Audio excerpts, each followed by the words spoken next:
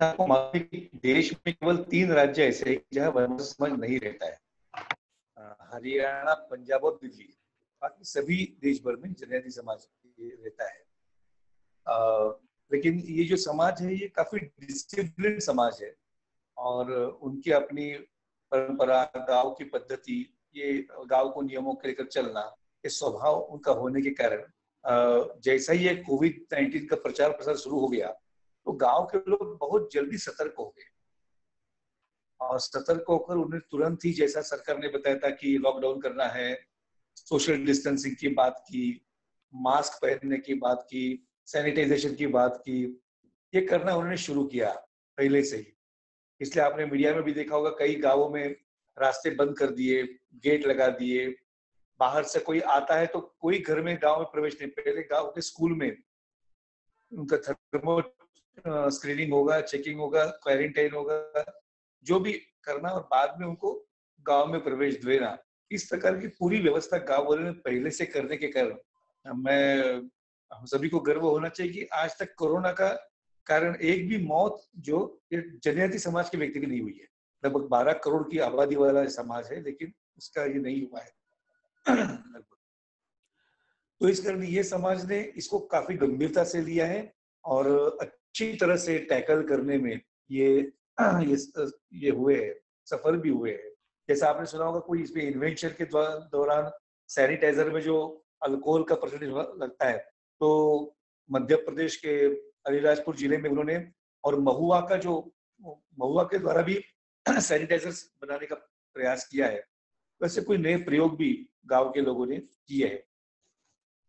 खाली समस्या थी कि जैसे लॉकडाउन बंद हो गया तो लोगों को सामान मिलना, खान पान की चीजें मिलना, इसमें दिक्कत, और सरकार की जो सप्लाई की चेन थी वो कई जगह विभिन्न कारणों के कारण दिक्कत आ रही थी। कई जगह राशन कार्ड लोगों के पास प्रॉपर नहीं थे, लिस्टिंग प्रॉपर नहीं था। इस कारण काफी दिक्कतें प्रारंभ में आई थी और लोगों को भी भय था, ऐसा दिखाई देता है।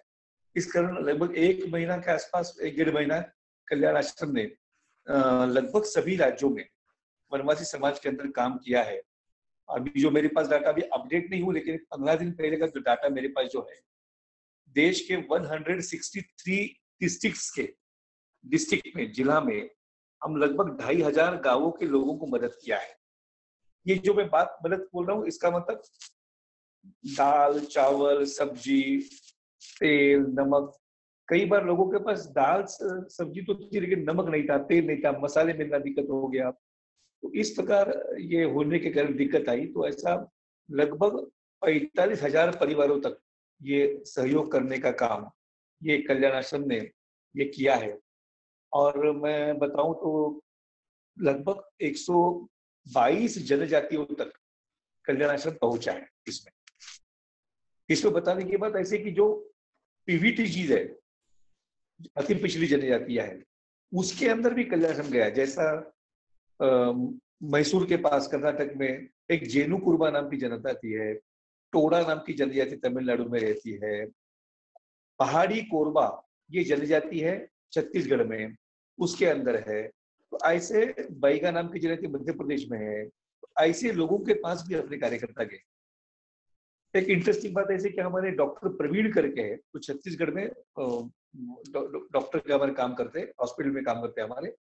तो वो ये पहाड़ी कोरबा एरिया में गए, लेकिन उनको आश्चर्य लगा कि वो लोग भी बहुत सतर्क थे और किसी को इससे प्रभावित नहीं हुए हैं। तो एक अच्छी बात उन्होंने देखी वहां पर। तो इस प्रकार कुछ थोड़ी बहुत मदद हमको करनी पड़ी, जैसे मैंने बताया, जिक्र किया। तो इस प्रकार का मदद ये कल्याण आश्रम ने किया है और ये लगभग 3-1 हजार वर्कर्स पूरे देश भर में ये सब काम में ये लगे थे, क्योंकि घूमने फिरने के मना होने के कारण कम से कम कार्यकर्ताओं में सब काम करना पड़ता था।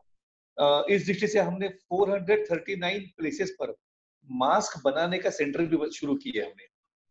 जो हमारे सेल्फ हेल्प ग्रुप्स है या स्किल डेवलपमेंट सेंटर है, उसके द्वारा हमने ये मास्क बनाने का काम चलाया है और हजारों की संख्या में मास्क बनाकर लोगों को देने का भी ये काम अपना ये चल रहा है। इसमें एकदम अंडमान में भी हमने मदद किया है, अंडमान के गांवों में जाकर भी मदद किया है। लगभग 1,001 परिवारों को मदद हमने किया है।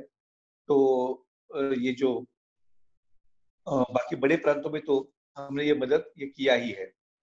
इसमें जैसा ये है वैसा एक हेल्पलाइन की भी शुरुआत कल्याण आश्रम ने किया है। हेल्पलाइन के द्वारा भी लोगों की समस्या जो है, कई जगह पर शहरों में मजदूरी करने के लिए गए जो लोग थे वो फंसे थे, तो उनको रेस्क्यू करने का काम कल्याण आश्रम ने किया है। साथ ही जो कुछ स्टूडेंट्स है यूनिवर्सिटी में पढ़ने वाले, हॉस्टल में रहने वाले, ये भी बड़ी संख्या में बड़े शहरों में, तो लगभग जहाँ मुंबई है, ठाणे है, नासिक है, पुणे, बैंगलोर, हैदराबाद, दिल्ली, अहमदाबाद, चेन्नई, तो चंडीगढ़, ऐसे शहरों में जैसे-जैसे पता चलता गया, तो हमने रेस्क्यू करने का प्रयास सभी जगह किया है। विशेषकर नॉर्थ ईस्ट के बच्चों को ये समस्या अधिक आई। आज भी कई नॉर्थ ईस्ट के बच्चे आज भी वो जा नहीं पाए हैं, लेकिन उनकी व्यवस्था, उनको राशन-पानी या और भी कुछ दिक्कत आई है, तो उसको भी ये मदद करने का काम ये कल्याण आश्रम ने ये किया है, ऐसा दिखता है।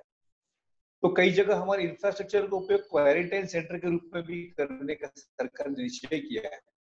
तो जैसा हमारे पिंडवाड़ा राजस्थान के दक्षिण भाग में सिरोही जिले में हमारा एक बड़ा स्कूल चलता है और साथ में हॉस्टल भी है, तो उसको सरकार ने डेवलप किया है। जशपुर के पास 2 हमारे बड़े हॉस्टल्स है, तो उसको भी सरकार ने हाथ में लेकर क्वारंटाइन सेंटर के रूप में उसको डेवलप किया है।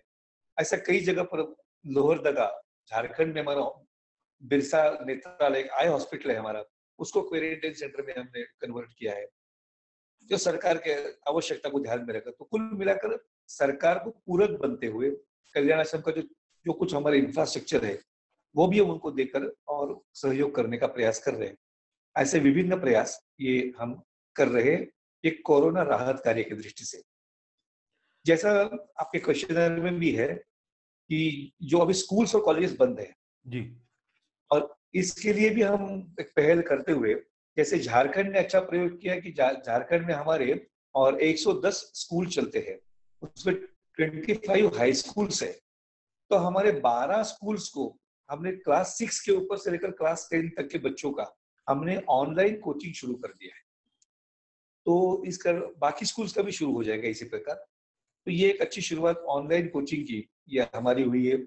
उसी प्रकार छत्तीसगढ़ में, मध्य प्रदेश में 10वीं और 12वीं के बच्चों का भी हमने कोचिंग ये ऑनलाइन शुरू किया है। तो अपने गांव में रहकर जिसको भी इसके साथ अटैच होना है वो अटैच होकर के पढ़ाई कर रहे हैं। हमारा एक निर्माण नाम का प्रकल्प चलता है। ये छत्तीसगढ़ में बिलासपुर में चलता है, भोपाल में चलता है और रांची में चलता है। इसमें कॉम्पिटिटिव एग्जाम्स की तैयारी करवाते हैं। गांव के जो गरीब बच्चे हैं उनके लिए फ्री कोचिंग होता है। तो अभी उन्होंने ऑनलाइन ये इसका भी कॉम्पिटिटिव एग्जाम्स का भी कोचिंग शुरू किया है। और आपको बताने से आश्चर्य अच्छा लगेगा कि अभी जो झारखंड पब्लिक सर्विस कमीशन के रिजल्ट आए हैं अभी जासा के, उसमें हमारे 3 स्टूडेंट, ट्राइबल स्टूडेंट, ये एडमिनिस्ट्रेटिव ऑफिसर्स बन गए हैं। तो एक अच्छी गुड न्यूज भी उस समय ये आई हुई है। तो इस प्रकार एक अच्छे प्रयोग भी हमारे कार्यकर्ता ने किए हैं।